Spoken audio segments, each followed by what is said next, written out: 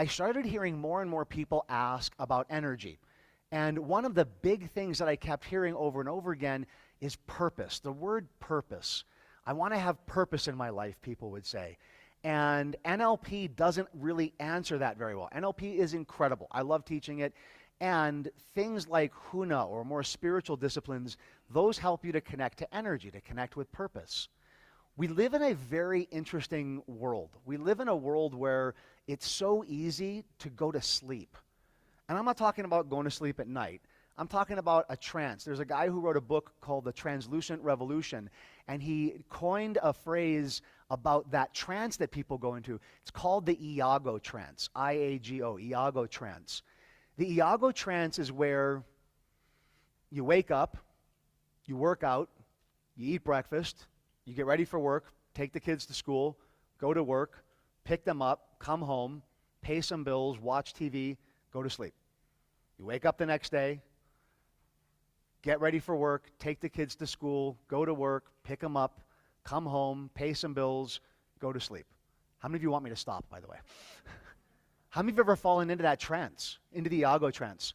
Yeah, I did. I did. My hand went up with you because I did. Even getting all of this information at such an early age. My mom ran a meditation center in downtown Honolulu, and my dad was also a meditator as well. And I started meditating when I was 5, and not because I thought it would be a good idea. I saw my mom and dad doing it, and monkey see, monkey do. I wanted to be like my dad. What I found, though, was it helped me with my energy. As a kid, I felt like I had rockets on my back. I remember in preschool, my teacher would look at me and she would go, okay, it's recess. You need to go outside and I need you to run. And I would run for like the whole recess and come back in. And if I did that, I could sit still. And I'm grateful that they didn't have certain labels back then. Who knows what I would have been labeled with. But instead, teachers just were like, burn off the energy. I started meditating, and within a couple of weeks, I didn't have to run. I remember my teacher looking at me going, go run, and I walked outside, and I was like, I don't have to run right now. It felt so good. Now, I didn't meditate every day. Saturday morning cartoons were very important, and some mornings I slept in. But I did my best to meditate 4 or 5 times a week. And it gave me so much confidence. As a kid, there was probably a point in your life where you knew who you were. Have you ever seen kids like so confident with who they are? I remember my daughter, she loved Spider-Man growing up. And she had these Spider-Man Crocs. And she would wear them to preschool. And this one boy came up to her and said, Spider-Man is for boys. And she just looked at him and said, Spider-Man has a girlfriend, so clearly you don't know him. I was standing right there. I'm like, damn, you go, girl. She didn't care. She's like, I'm wearing my Spider-Man Crocs. Nothing fazed her. And then you hit a certain age where all of a sudden, what other people think or what society thinks you should do, all of a sudden, that matters. It's a natural part of growing up. It's the developmental aspects of your consciousness. I loved doing NLP at an early age. Right now, I have so much gratitude for it. When I got into high school, I didn't have the level of gratitude that I have right now because kids thought that I was weird. I didn't walk around with my Firewalk t-shirt in school because I learned rapidly that NLP creates a debate for a lot of people. Telling someone that their problem is in their mind and they can solve it, most people don't believe that. They don't live in that reality. So by the time I got done with high school, I stopped saying NLP, I stopped saying hypnosis. I became a pizza delivery driver, as I shared with you guys, and I went to sleep. I got promoted to manager within 6 months. I was running my own store at 18. The general manager is like, how did you learn how to communicate? And I'm like, I don't know. I guess I was just born with it. I wasn't. I got NLP. That's what helped me become an effective communicator. By the time I was 21, I was totally asleep. I was working at a department store, and I had risen to the level of supervisor. I was helping hire and fire people. I was a guy that would fire people in my early 20s, and I would fire people because I could get into rapport with them and find out what's really going on in the store. The general manager brought me into his office one day, and he sat me down. I remember this day because I was 21 years old. It was 1992. It was probably about June or so. And he sat me down and he looked at me and he said, I have great news for you. We're going to help you go back to school. We're going to have you sign some contracts. We're going to fast track you. By the time you're in your 40s, you could be a C-level exec or running your own department store. And I woke up. I woke up from that trance because it felt like I just heard my obituary. No, by the way, if you run a department store, if you're watching the video, you run a department store and you're satisfied, that's awesome. I don't think I'm better or worse than anyone else. I just woke up and went, what the hell just happened? 3 years had gone like that. When you go into a trance, it's like years just disappear. This guy woke me up.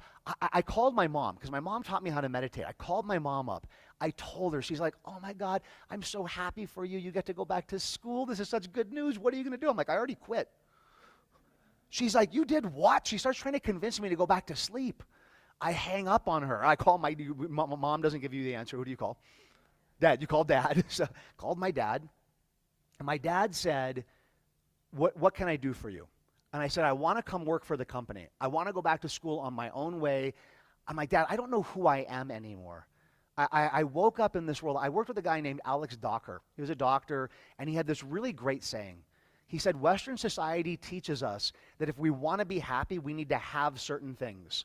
We got to have a car. We got to have a house. We got to have this, have that. And if you have things, you're going to be happy. Some people wake up from that. They go, I've had the Rolex. I've had this. And they wake up and they go, what am I supposed to do with my life? And they start doing different things. They start, going down different paths, doing different seminars, doing different jobs, doing different partners. You know what I mean? You go down this path. But Alex would say, we're not human havings. We're not human doings. We're human what? Beings. In ancient cultures, you had to figure out who you were meant to be first. Because if you knew who you were meant to be, then what you do flows from that. And then the things that you're meant to have come in effortlessly. When you're on, how many of you have ever been at a point in your life where you were just in your light, you were doing what you were meant to do, and the universe just helped you to manifest whatever you needed, right? The moment you stop following that formula and you start doing what outside there, Western society says, that's the moment where things become difficult.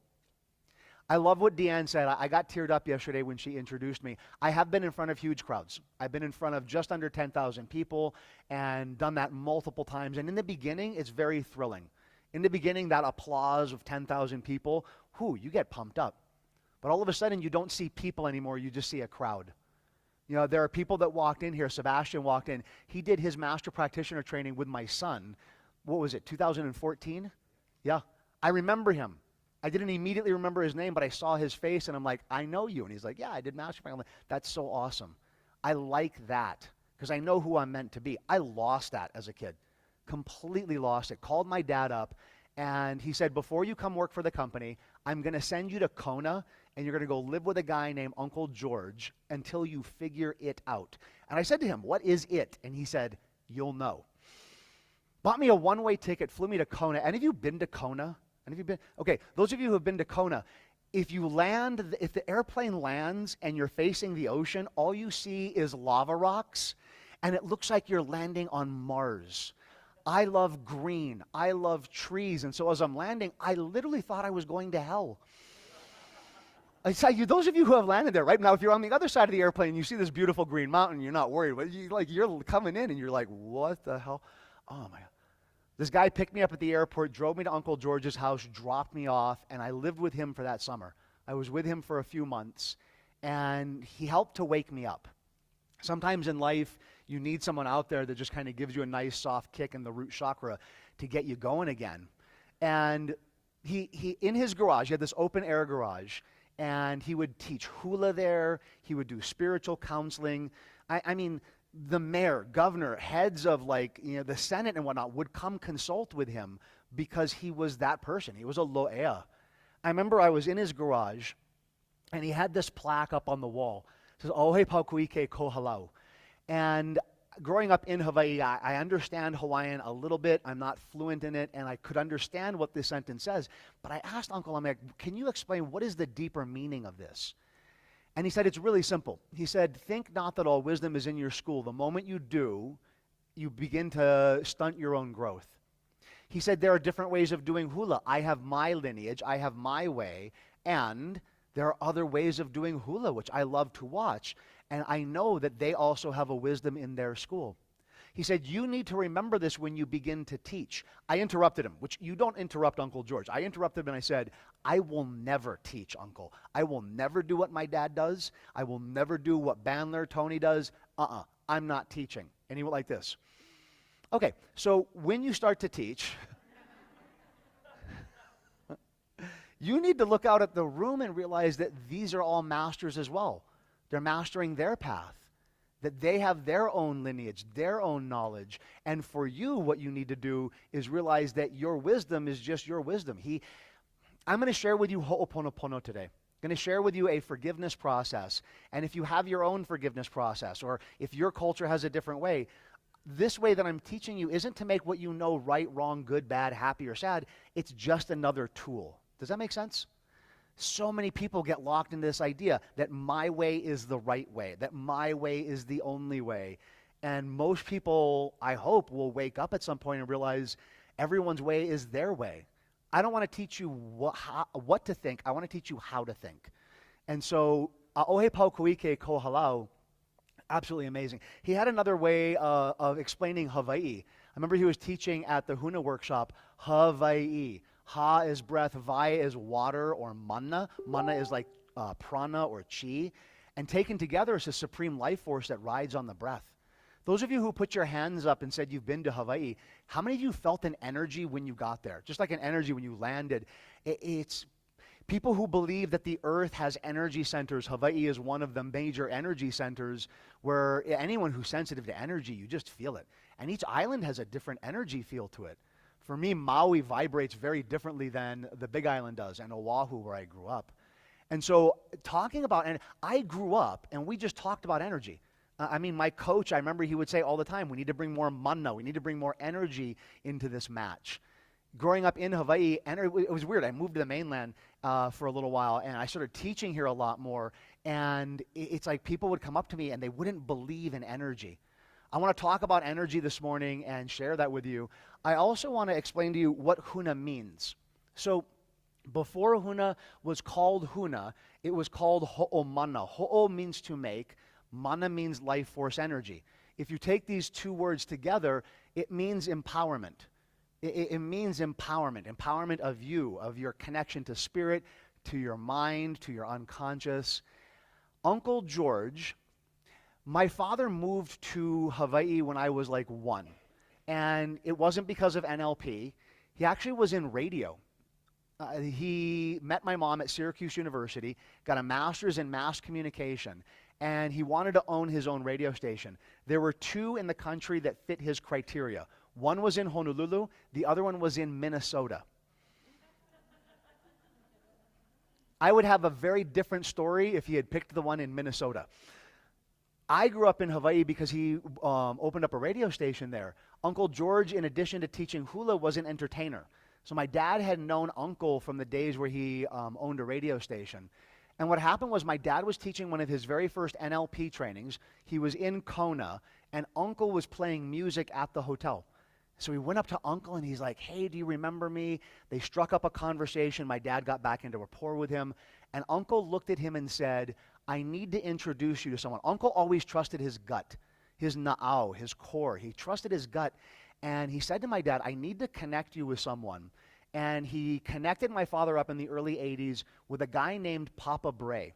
Papa Bray was the son of a man named Daddy Bray. His name was David Bray, and his son's name was David Bray Jr. Daddy Bray was considered to be one of the last practicing kahunas in the islands. And he had a lineage that went back 25 generations unbroken into the ancient Hawaiian culture.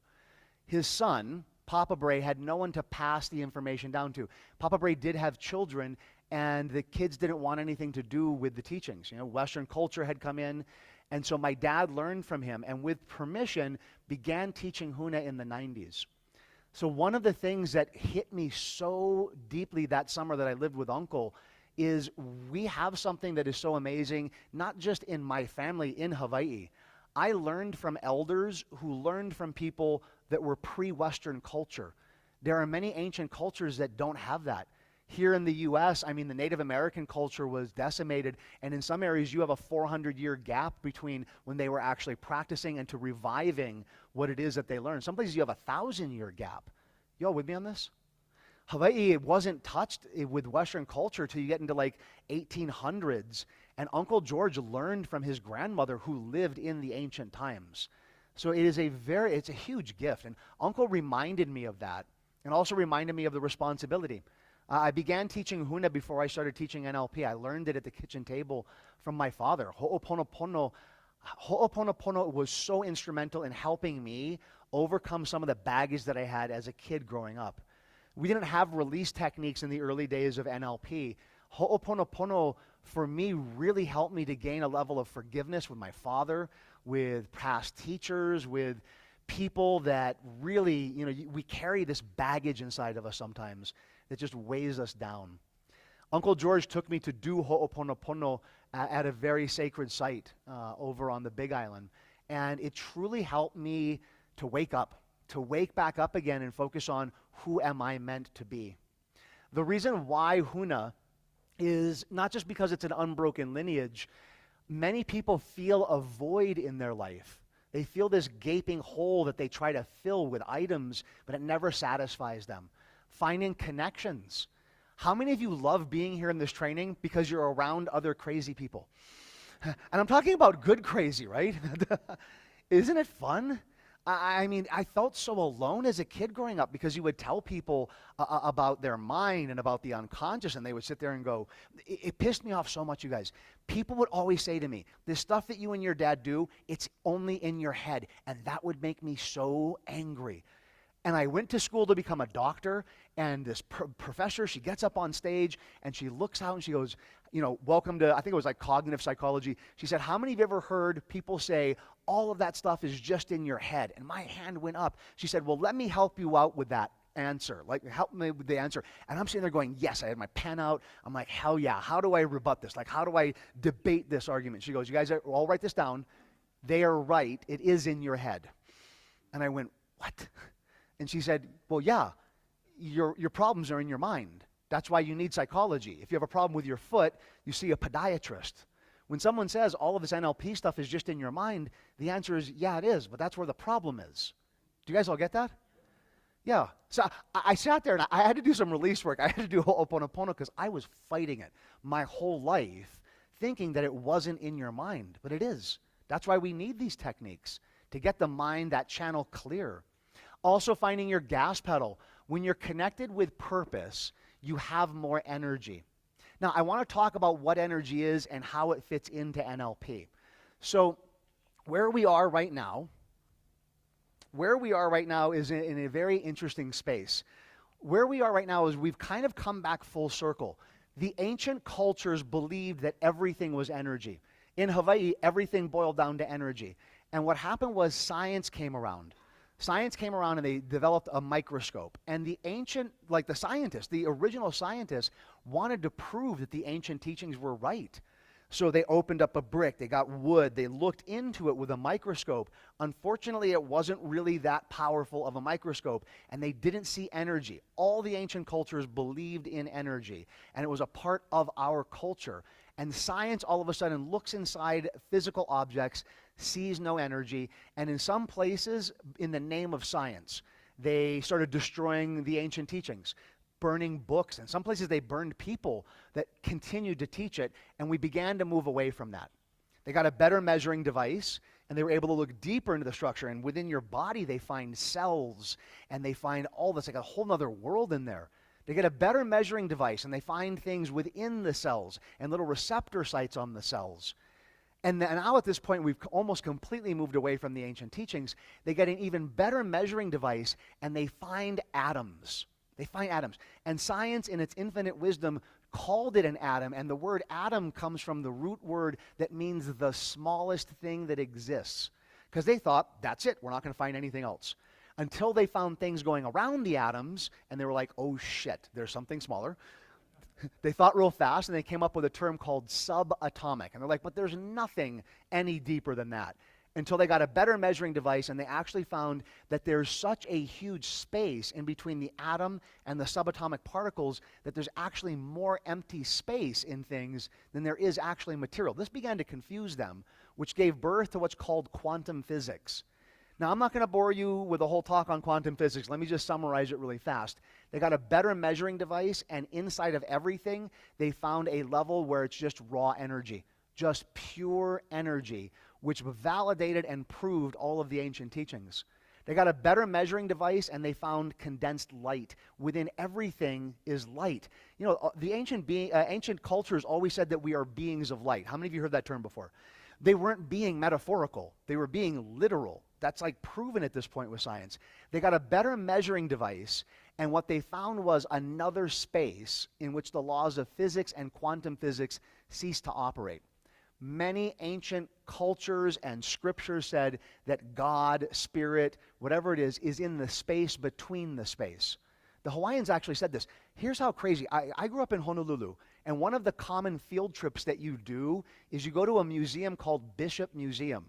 And in Bishop Museum, they have recordings from the 1800s when Westerners first got there. And one of the recordings that we listened to when I was in elementary school is the Kumulipo. The Kumulipo is the Hawaiian creation chant. And what it says is, in the beginning there was nothing. There was a single seed called Keawe, and that seed moved. It had a movement and a breath. And in an instant, everything that exists came into existence. And it came into existence first as energy, and then the planets were created, and people were created. It's literally the Big Bang Theory. The Hawaiians had the Big Bang Theory, and there's a chant, and it's the whole like recording of it right there. As a kid, I listened to it, and my teacher, who was an elder, looked over at us and said, the Hawaiians knew about the Big Bang Theory before Westerners did. That kind of like blew my mind as a kid. Science has brought us back full circle. A guy named Fred Allen Wolf, I think he's the one that said that it's like science has brought us back full circle, and people who do quantum physics have become very spiritual because they're looking at, here's science proving these ancient teachings. That's why I love teaching now. I love teaching because people still fight this, though. It's so funny. After I do this energy talk, I think one of the very first times I did it at a prac training back well over a decade ago, this guy comes up to me. He's holding this small red can, and he's taking a sip from it, and he goes, you know, this energy talk that you did, it was really neat. The science side of it is pretty cool. He goes, but I don't believe in this energy woo-woo shit. And he takes another sip. And I said, okay, buddy, what's that you're drinking? It says it's a 5-hour what? And he goes, yeah, but this is real energy. And I'm like, okay, time out. Just because you can't see something, that means it's not real? He's like, yeah, well, I don't see energy, and I don't feel energy. Okay, I said, cool. With that rule, we have to say that anything that you can't see, hear, or feel isn't real. For example, gravity. You can't see, hear, or feel gravity, so that's not real. We're about to float off the planet. Here's another one. Your thoughts, they're not real. Your emotions, oh, hold on, oxygen. We're about to end this conversation because oxygen isn't real. And he's like, yeah, but I don't like this whole woo-woo. I said, just let's stop with atoms. Do you realize what an atom is? And he's like, yeah, it's energy. I'm like, well, okay, you have 7 billion, billion. I'm not stuttering. You have 7 billion atoms in your body. Each of you. If we took one of those atoms out and split it, what would happen to Denver? I like the sound effect. Denver, bye-bye, right? Denver would be gone. You have 7 billion. I looked at him and I said, I know you don't believe in energy, but thank God energy believes in you. I said, these atoms that you have, if we just stop there, you have so much energy in your body. You're like a walking nuclear missile. And people don't know what to do with their energy. See, if I teach you NLP, and you can create the most empowering belief, you can be an effective communicator, if there's no energy behind what you're doing, it's like giving you the most amazing vehicle. It's like me giving you the best Tesla, but not telling you how to plug it in, and it's a dead battery. Do you guys all get that? You might be able to get it rolling a little bit, but not at the speed that it should be going. So energy is so important, and it needs to be talked about during an NLP class. How do you connect to energy? The first way is you got to be free of your baggage. Baggage prevents you from connecting with your energy. I know that Valen talked about this yesterday. Let me just go over it in a little bit more depth right now. So do you guys remember this from yesterday? How do you know when it's baggage? Like an overreaction to something. Also, if your mind gets caught in the past. So if you're sitting there thinking, here we go again, or this is another example of a time where I've had a shitty moment, that's an example of when it's baggage. With NLP and MER, technically you don't need content. You don't actually need information to let it go. That was one of the things that the kids that went through MER in the study that was done in Jamaica with the at-risk youth, they were so happy about that they didn't have to relive the problems anymore. Now, when we do some demonstrations, I will be eliciting like some of the aspects of the problem, but we don't go into detail like talk therapy.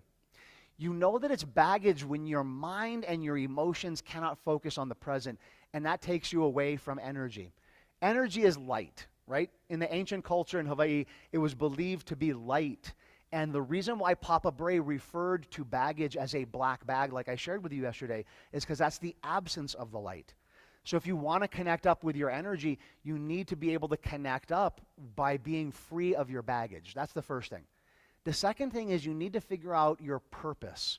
And purpose isn't meant to be like, written in a novel. My purpose is really simple. I want to help people empower themselves. That's it. It's just that easy. If I can connect up what I'm doing to that purpose, my energy just comes right in. Do you guys all get that? So here's the thing. People, when they're taught in Western culture, when they're taught about how do you master something, a lot of people believe that if you're not good at something, what you're supposed to do is try to get better at it. I taught my kids the opposite because I was taught by elders. Elders made it really simple for me. What they said is, if you're good at it and it's easy, that's what you're meant to do. If it's difficult, it's not what it's meant to do. Or if you don't like doing it, it's not. It's like so simple. Skylar does not like math or science. She does not like math or science at all. Now, she's in school, and she needs to take math and science classes to graduate from high school, and I encourage her to do what she loves. She loves to dance. She's so gifted with art. Those of you who follow me on Instagram, I posted a picture, I think it was at the beginning of this year. She was inducted in the National Art Honor Society, the National Art Honor Society, for her gift of what she's able to do. I tell her to cultivate that rather than trying to cultivate something that doesn't feel good and doesn't flow easily. So what you want to do is you want to think of a time when you felt like you were standing in your light and it felt good. Like if you work with people one-on-one and that feels so good to do, that's what you should be doing. It's just that simple. What you want to do is you want to become pono. This is a word, and this is not in your manual. It might be in the slide section. So I want you all to write this down. Pono. Pono is a very important Hawaiian word. Pono means to be right. It doesn't mean I'm right or you're wrong. Pono means that you are congruent with yourself. You have an unwavering congruency. You know you're not pono when you're seeking purpose or you're trying to figure out who you're meant to be, or even if you feel like you don't have a connection with yourself and others. You were meant to be pono before you did anything. Uncle George would always say that to me. When I lived with him, he said, before you start any path, you need to be pono. Pono with yourself and pono with the people around you. So many individuals start a new path with baggage. How many of you have ever gotten out of a relationship? I have, by the way. This has happened to me. How many of you have ever gotten out of a relationship and you have said, I will never let someone treat me like that again, and jump into a new relationship? How many of you have done that before?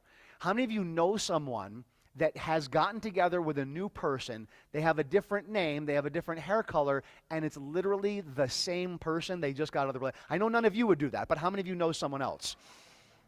Where you're like, here's my new partner, and you're like, whoa, that's the same person you were just with. It's because they're not pono, right? So if you are like this, if you're like, I want to get away from this person, and you start a new path, the problem with that is that you're carrying the baggage and you're not getting the lesson. Before you start any path, Uncle George said, you had to be pono. Pono means right. I share that I had a breakup with my ex. I'd been together with her for 14 years. I've known her since I was 22. I've known her for the bulk of my life. And she actually worked with the company. She ran the back of the room. She was the vice president of the company. And we worked together for, I think, about 13 years. And I can tell you how to get a divorce. I can tell you what you got to do to split up. And I don't think you want to know the formula. How many of you have ever been with someone and you've just grown apart? You've just grown in different directions. I'm going to share with you guys about this after the break, about the two different paths that they have, and explain to you from a relationship perspective. But just to bring it up big picture, my ex and I, we just sat down one day and we're like, we're not happy anymore. Yeah, we're around each other. Yes, we work well together, but the happiness wasn't there. We did every technique you can think of. Did breakthrough session, let go of our baggage. I remember we were sitting there in our home. We did ho'oponopono. opened our eyes, and I looked. It was like the last thing. And I said, how do you feel? She said, you go first. And I looked at her, I said, I love you. As a person, I enjoy being around you, and I don't think we're right for each other anymore. And if we continue down this path, we're going to do what other couples do, and that is stay together so long that one of us is going to kill the other person. Any of you ever do that?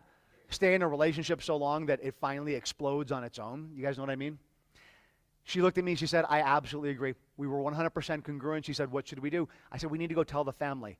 It was the week in between Christmas and New Year's. My ex was like, I think we should wait. This isn't a good time. My dad had a really fun saying. When someone would say, how do you know when it's the right time to split up? He said, there is no right day to have a divorce.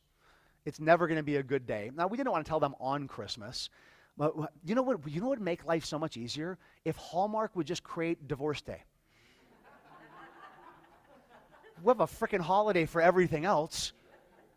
Wouldn't that make life easier? You just buy flowers, get a card, and be like, hey, we're done, because it's the day. Then everyone knows that date is a shitty day. Get a lot of anxiety as that day comes up, though. I don't know.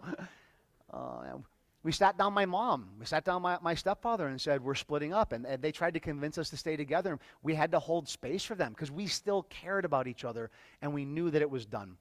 I remember one time a person wrote on a 3x5 card, well, if you couldn't keep a marriage together, what hope is there for anyone else? And I'm like, come on, give me a break, you guys. Don't put me up on a pedestal. We all have our stuff that we deal with, and we grew apart.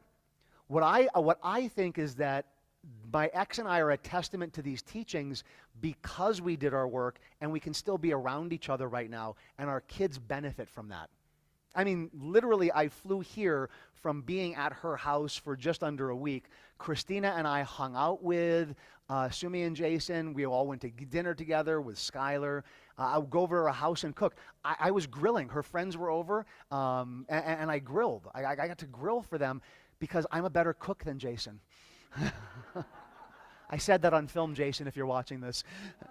I showed up for Christmas. What was it? Maybe Christina, it was last year? It was Christmas? I think I showed up for Christmas, and Sumi already had the the pot roast, because I do a roast and, a ham, and she's like, all right, you're in charge of the kitchen. All these people were coming over, and they're like, who's this guy in the kitchen? She's like, oh, it's my ex. It's Skylar's dad. He's cooking because he's a better cook. It was so cute. We confuse the shit out of other people because we actually get along. That's because we did ho'oponopono. We are pono with each other. We know that we're good to each other, and we know that we shouldn't be with each other anymore. Do you guys all get that? When you're pono, life is just so much easier. Now, on the break, we're going to be taking a break in just a moment. There are 3 different ways that you do ho'oponopono. This is not in your manual. Please write this down. There are 3 times that you do the process of forgiveness. The first one, which is most often talked about and written up, is when someone has wronged you. So there are 3 times that you would do ho'oponopono. The first one is when someone has wronged you.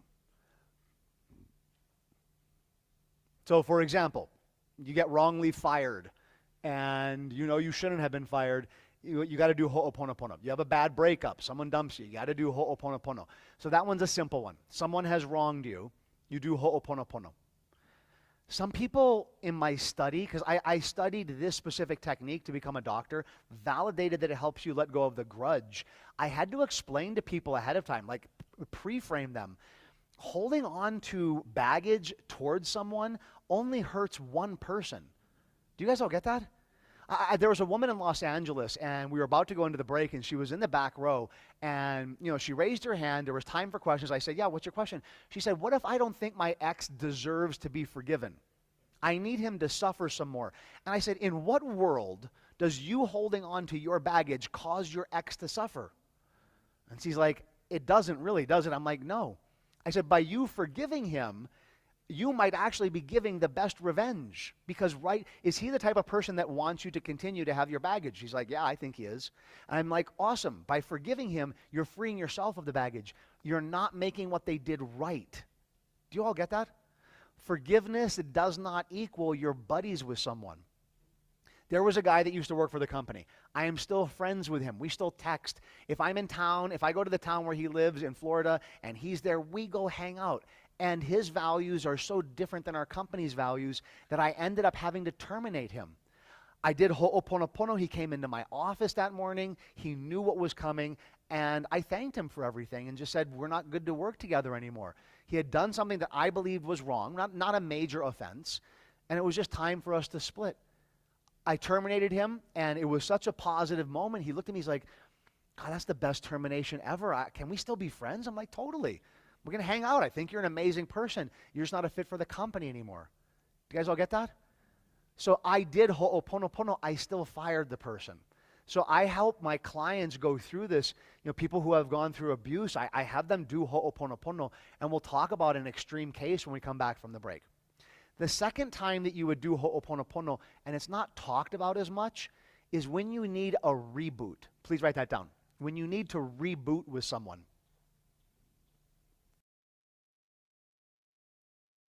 Parents in the room, teenage years. Ho'oponopono is so helpful. You know that day, it's such a weird day, the day that your kid wakes up and you're no longer their friend. They're no longer, my kids never went to a massive extreme, and Ethan still one day, he woke up, even learning this stuff as a kid, he woke up and it went like the day before, oh my God, Dad, you're so cool. And the next day it's like, oh, come on, Dad. Oh, God. I got to give you guys a great example. We were in Italy. And he's a teenager. And we had been going to Italy for years, and there are other kids that live in the same town where we go to all the time. And they were all over at the house. I had just got done grilling. We're at the table. My son and I have a great connection. We really have a great connection. And he's across the table from me. And we're talking, and he looks at me and he goes, I said something, he said something, I said something back, and he goes, oh, Dad, stop being a dick. And I'm like, what did you fucking... The room goes silent. And I'm like, I need to do Ho'oponopono right away. I'll tell you how I reacted after we come back from the break. But it's like, I'm sitting here going, who is this kid? He would have never said it before. I had to do Ho'oponopono. I also had to put a boundary down. And I'll share how I did that when we come back from the break. But during the teenage years, you got to sit there and sometimes do Ho'oponopono daily with your kid. I told Ethan at one point, there's a part of the process where you disconnect, where you cut the connection. And now when it's a reboot, you're cutting with the intention to reconnect. Do you guys all get that? So I've worked with couples where their relationship has gone apart and there's still hope. And we do Ho'oponopono to disconnect with the intention of the two of them reconnecting again to strengthen their bond. Kind of like rebooting your computer. Do you guys all get that? So if you plan on doing Ho'oponopono with someone that you have a great connection with and you need to reboot, it's the intent of disconnecting to reconnect. Does this make sense? Okay, the third one is if someone has passed away. So first one, someone has wronged you. Second one, someone, you need a reboot with them, a loved one, your kid. The third one is when someone has passed away. I don't usually teach this section, and that may sound weird to you considering I'm the Kumu in the lineage right now. I'm the teacher. I believe in growing this, and Deanne usually teaches it. Deanne's also a Kumu in our lineage. And it was really amazing this morning. We were prepping. We were both in here. She's like, when was the last time you taught this? I'm like, I really don't remember. And I sat up here quietly with myself for a moment before you guys came in because this is one of my motivation points of doing what I do and teaching other people like Deanne and Valen how to teach and to groom the next generation, really, not just my kids, but other teachers that are out there. Ho'oponopono, in my professional opinion and as a parent, I believe that it saved my daughter's life. And this is a major motivation for me. And I see who my daughter is right now, and I am so grateful for this technique, and it is such a major motivation for why I do what I do and continue to teach after 25 years. My daughter went through something that I would never hope upon any child or parent. She lost her best friend to leukemia at the age of first grade. She was in first grade. I remember so specifically. I was the chairman of the board for her school. So I was the chairman of the board. My daughter and son both went to that school. My phone rang on a Saturday morning, and it was a woman named Elizabeth who was in enrollment, plus she also helped out with some of the counseling. And I like to play around. I had a great rapport with the entire staff of the school. I had been a part of the board for a number of years. My kids basically went to that school from the time that they were, in preschool. And I see the caller ID, it's Elizabeth, and I answer the phone jokingly. I'm like, I can't believe you're up this early, Elizabeth. I thought you guys would have slept in. See, all the teachers and the office staff had gone out and done liquid rapport building. Do you guys know what liquid rapport is? Alcohol consumption. They had gone out the night before, so I'm like, Elizabeth, what are you even doing up right now? And the tone in her voice, my sensory acuity kicked in. She said, we have a problem with the school, and I'm calling you because you need to talk to some of the other board members. We need some help. We need some action going. We lost a student yesterday. And I need to have you bring something in because I know your background on forgiveness. We need to get a grief counselor. We're a small school. We're not equipped to deal with this. So I immediately got my computer out, started typing up an email, and got done. Sent the email out. I'm like, okay, we'll have some action steps. I said, Elizabeth, you said you called me for 2 reasons. Have we handled the first one? She said, totally. I'm like, what's the second reason? She said, now I need to speak to you as a parent of the school. I said, okay. She said, we're calling all the parents because you as a parent need to inform your children that a child from the school passed away. We're not equipped to deal with it, and your child will not be able to come to school unless you tell them. I'm like, Elizabeth, totally good. I'll have the conversation. She said, now I need to speak to you as Skylar's dad. And she said, do you know who Skylar's friends are? I said, of course I do. I'm a part of the community. And my heart began to sink because there's no way she would be getting this specific unless it absolutely impacted Skylar. She said, do you know who Carmen is? And that's where my heart just sank. My daughter is such an incredible being. Anytime there was a kid that other kids didn't like, that was her friend. Carmen had leukemia. She didn't look like any of the other kids because of the chemo that she had gone through and how people would tease her, and Skylar was like, that's my friend. And they became very, very close. And I'm just like, God, I'm going to have to tell my daughter this. She said, the situation's actually worse. Carmen ate something at lunch. Her stomach didn't feel good. And so Skylar volunteered to stay in the office for like an hour or so, holding her hand and just gently rubbing it and saying, don't worry, your mom's going to pick you up and mommy's going to make everything better and I'll see you again on Monday. As a parent, to have to explain to a first grader that they just lost their best friend is a humbling moment because you can't comprehend it as a kid. Do you guys all get that? I had to sit there and watch my daughter just completely fall apart. She stopped sleeping. Kids' minds are so interesting. She believed that the food killed her. She believed that the lunch killed her. Didn't understand what leukemia is. And I'm like trying to explain this to her. And it's like you're talking to someone that she doesn't know I'm Dr. Matt. She doesn't know I'm a Kumu. I'm Dad, right? And so for her, it was the food. She stopped sleeping. Her eating reduced immediately. There were 3 of them that were so close to Carmen. And all 3 of them had the same thing. They began to stop eating. And I remember as it got worse and worse, there was one morning where I put food down in front of her. She went to take a bite and she's like, nope, I don't want this. Slid it away. And I remember my ex went into the other room. I could hear her crying. And I just gripped the table and I'm just like, I got to get her some grief counseling or something. I have to do something. I love my son so much. He slides across the table, across the bench, over to sit next to her, puts his arm around her and just lets her bawl her eyes out. And when she gets done, he looks at her and he goes, why won't you let Dad help you? And she looks at me with tears in her eyes. She's like, what can Dad do? Dad is just Daddy. And Ethan's like, no. He does stuff. He helps people let go of baggage. He has a technique. It's called Ho'oponopono. This can help you. She's like, Ethan looked at her and said, I used to have so much fear as a kid. She relived the story of, we went out to Washington, D.C., and we were flying back, and we were flying to Portland. And I was teaching a Huna weekend where we do energy release work in it. He was sitting right over where you're sitting, and we got done letting go of fear, and we're going up the elevator that night. We had let go of all the baggage, and he looks across at me in the elevator. He's like, Dad, what you do is magic. He was 10 years old. This is pre-teenage years. He's like, what you do is magic, Dad. I'm like, oh, buddy, I gave him a hug. He's like, my fear, it's really gone. And I said, what do you mean it's gone? He's telling this story to Skylar. And he goes, I used to have a fear of elevators, Dad. And I'm like, what? I had totally forgotten. He got trapped in an elevator for hours during a major earthquake in Honolulu back in 2006. He had a mild phobia of elevators. I had totally forgotten. And he's like jumping up and down in the elevator. He's so happy. He's telling this story to Skylar. And we get back into the hotel room. We sit down in the bed. And he's sitting across from me. And he goes, Dad, I want to test the big one. And I said, okay, buddy. The big one was he could never as a kid talk about fear, like death. He couldn't talk of death. He had such a fear of death. If you would bring up anything dying, he would just start crying. I don't know if it's genealogical baggage, past life, whatever it is. He just had so much fear. And that was weird for me because with my grandfather, we talked about death as a part of life.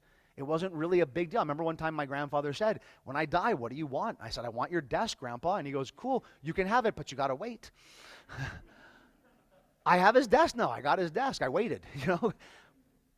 Ethan couldn't talk about that stuff. So he's sitting across from me. He shuts his eyes. He opens his eyes. He's like, oh my God, it's gone, Dad. It's totally okay if you die. And he makes his face and he goes, well, I mean, I don't want you to. I'll be sad, but I'm not afraid of it anymore. I'll do ho'oponopono. And it's okay. You can die now. And I'm like, right now? And he's like, well, not now. Wait a little while. I'm like, okay, buddy, you can stop talking. We hugged. He told that story to Skylar, and it was the first time I heard her laugh in a while.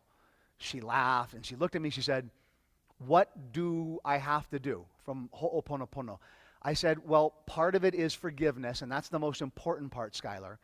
And then a part of it is cutting. You have an energetic connection between you and everyone else. And the Hawaiians called it aka.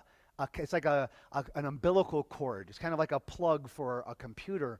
And you cut. And she said, I don't want to cut. She said, I'm not ready. The cutting is not a requirement. The forgiveness is. I took her through the process, and that was the first night that she got a good night's sleep. Within a week, she was ready to cut. We did the process daily, and she finally began to eat again. She finally began to actually, take food in, not complain about it. Appetite came back up. I said it saved her life because I hope you all can appreciate, as a parent and as a chairman of the board, I offered ho'oponopono to anyone that wanted it. And the parents of the other two kids that were super close to Carmen, they didn't believe in this stuff. They didn't take that offer. And one of them ended up moving to Honolulu because she ended up under constant psychiatric care. And the other one, I still follow the mom on Instagram, and I see pictures. She's a teenager, same age as Skylar. She's anorexic, bags under her eyes, and she'll eat something and go on the ground and do push-ups and sit-ups. And my heart just sinks when I see that because I know that ho'oponopono made such a huge difference for my daughter. Years later, it's just me, Ethan, and Skylar. We're in Italy together. And before we drink, we do a little cheers. And so Skylar had juice. Ethan and I had a little bit of wine. And it was Skylar's turn to do a cheers, and we toasted. And Skylar goes, I think Carmen might be back by now, and that I hope this time she lives a lot longer and has a friend that loves her as much as I did. And Ethan and I just teared up, and we started crying. Skylar looked at both of us and was like, do you need to do ho'oponopono now? Having just come from seeing her in Erie and seeing how she's navigating, I know that this technique saved her. I absolutely do. And it gives me a lot of passion to be able to share this with you guys. It was really interesting. Where was the team, Deanne? Was it Minnesota? It was in Edon, you were there? Kyle was there. We were in Minnesota before the summer events occurred, and Carmen's mom was in the training.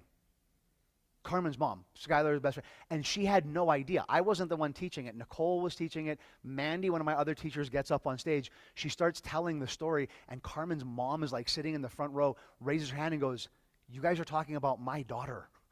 She completely remembered it, and it was amazing. She ended up doing ho'oponopono with the physician that misdiagnosed what happened on that Friday night and ended up resulting in the loss of Carmen. And she credited it to, she said, it was the first time that I felt free of that. She said, I've carried so much anger towards this physician. And she did ho'oponopono with the physician. And it was absolutely incredible. Mandy called me after teaching the section. She's like, Carmen's mom is here. And I'm like, holy shit. Tell her I said hi and tell her I send my love. And so grateful that she got to experience that. After we come back from the break, we're going to explain what Ho'oponopono is. Now, there's a recording on the app of one that you can do daily. It's a 7-minute recording. It's free. Like, we have an app, and that recording is free. If you have the membership with our app, there's 2 recordings of Ho'oponopono. One of them is you do it with everybody. Like everybody. It's like a 45-minute recording. The second one is you do it with one person. I'm going to start you guys off with just doing one person. What's that saying? You got to learn how to walk before you learn to run. I know you probably have a lot of people you want to do this with.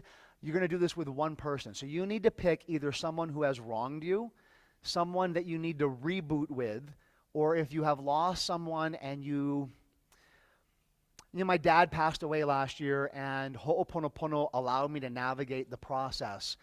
When you do Ho'oponopono, it's not that you're disconnecting from this person. You're disconnecting from the empty vessel.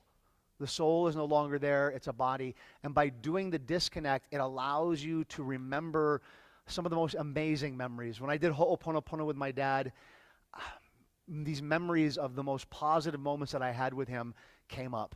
And so if it's someone that's passed away, it's for them to be able to move on and for you to allow them to live on in your memories. Does this make sense? Okay. Now, on the break, I'm not going to be taking any questions, because if you're like, I want to do this with myself, I'm going to be answering that after the break, because everyone needs to hear it. If you're like, I have 2 people that I want to do it with, I'm going to answer that after the break. Does that make sense? So any question that you come up here or ask Deanne, the answer is going to be, we need to tell that to the entire group. So when we come back from the break, we'll talk about